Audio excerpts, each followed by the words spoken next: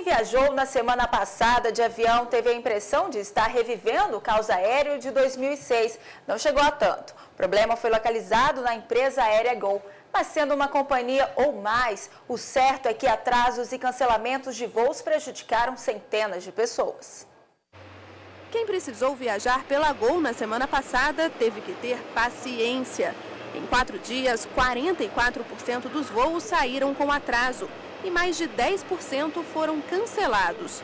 A companhia aérea disse que o problema foi causado por uma falha no sistema que programa a escala da tripulação, o que deixou a empresa sem funcionários. Mas não são apenas os passageiros que ficaram no prejuízo. A Gol terá que pagar uma multa de R$2 milhões, determinada pela ANAC, além de apresentar toda semana a escala da tripulação. A empresa também foi notificada pelo Procon de São Paulo e pelo Ministério Público Federal. Em julho, os aeroportos do Rio, São Paulo e Brasília instalaram juizados especiais para atender aos passageiros com problemas com as companhias aéreas. Nos dias em que foram registrados os atrasos e cancelamentos dos voos da Gol, o número de reclamações só no juizado de Brasília passou de 100. Em alguns casos foram abertos processos na justiça, mas a maioria dos passageiros fechou um acordo com a empresa. A solução foi o acordo informal, né? Esses passageiros conseguiram ou reembarcar em outros voos, né? Que foi o caso mais comum.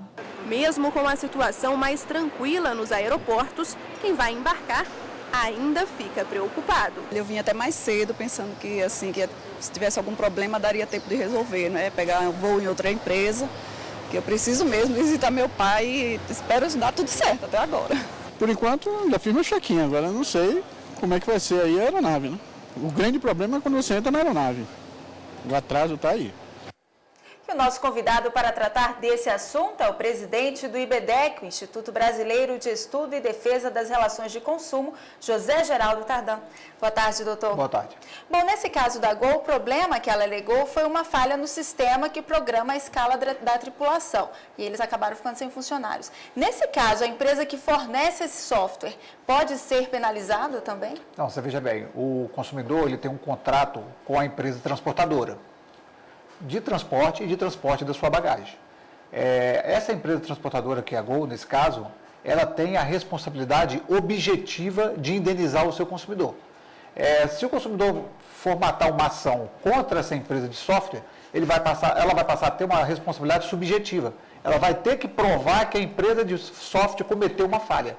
Então ela faz a ação contra a Gol e, se a Gol for penalizada, ela faz uma ação regressiva contra a empresa de software. Esse é o procedimento. Cabe a Gol, então, decidir se vai querer penalizar também essa empresa ou não, né? Exatamente isso. Agora, com relação aos atrasos, quais são os suportes que a companhia aérea deve dar para esses passageiros prejudicados? Na verdade, se as companhias simplesmente atendessem o Código de Defesa do Consumidor, seria o melhor instrumento de marketing dela.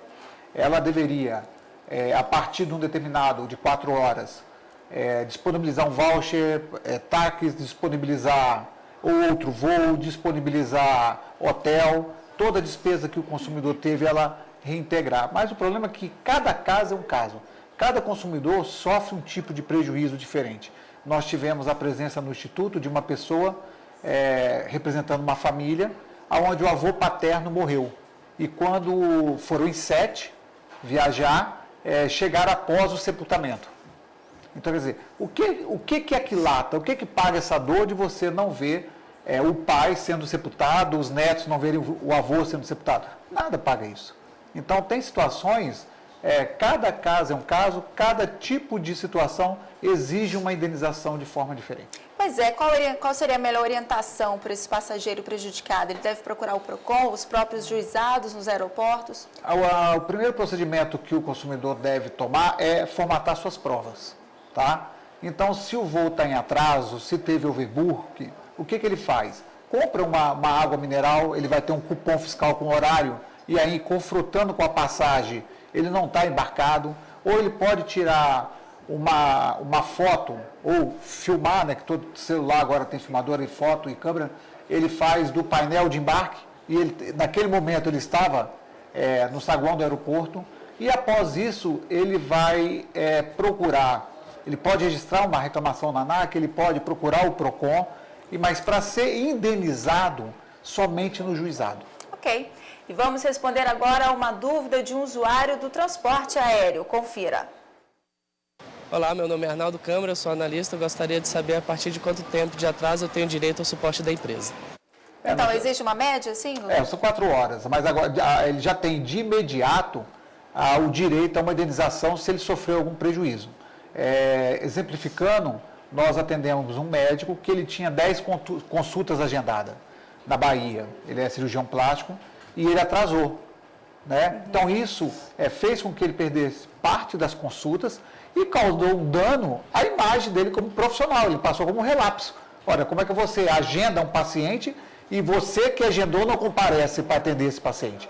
Então nós tivemos o pedido de dano material, que foi o prejuízo que ele sofreu, e de dano moral por abalo à imagem desse consumidor. Agora, é comum as próprias empresas, companhias aéreas, firmarem acordo com esses passageiros prejudicados, uma conciliação.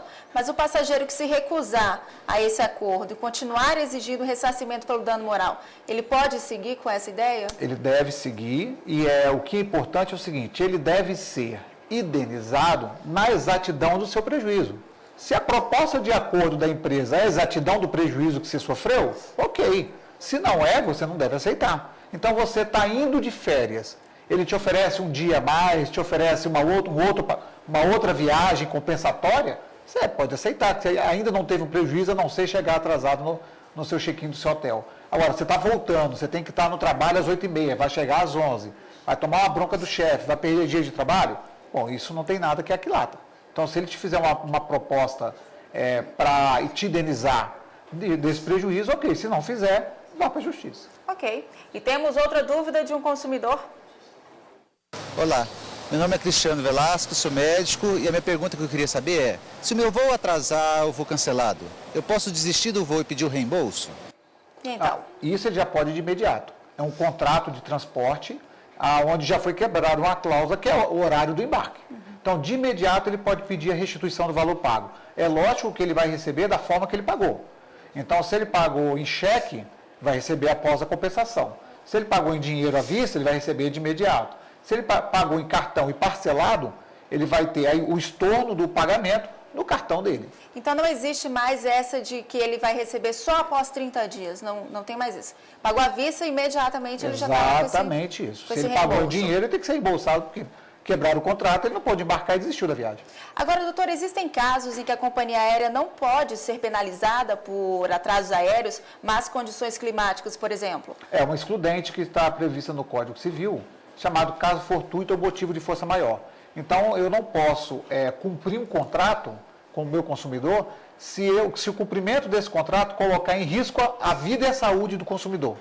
Então, se no embarque você não tiver teto para embarcar, nem com aparelho, nem manual, o voo vai ser atrasado por segurança. Então, nesse caso, a empresa não será penalizada em indenizar qualquer tipo de valor, seja por atraso, seja dano moral, seja por dano material. Ok. E vamos a mais uma dúvida de consumidor. Confira. Meu nome é Mônica Soares, sou secretária. Se minha bagagem for extraviada, o que devo fazer e quais são os meus direitos? Bagagem extraviada é uma dor de cabeça. É uma dor de cabeça e, para você ter ideia, nós tivemos 3.667 bagagens extraviadas em Brasília no primeiro semestre. É muita coisa.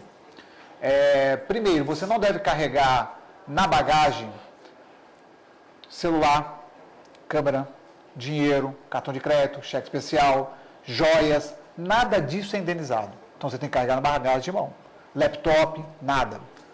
Se sua bagagem foi extraviada, você deve fazer um boletim que existe, um boletim de reclamação na própria empresa, fazer a comunicação à ANAC e se após 30 dias você não for ressarcido ou contactado, você pode mover uma ação de indenização por danos materiais, como nós falamos, na exatidão do seu prejuízo. Se o prejuízo foi na ida, pior ainda, porque de repente você ainda estava sem dinheiro para comprar roupa no destino final. Se é no retorno, o prejuízo vai ser um pouco menor. Ok, doutor, muito obrigada pela sua participação.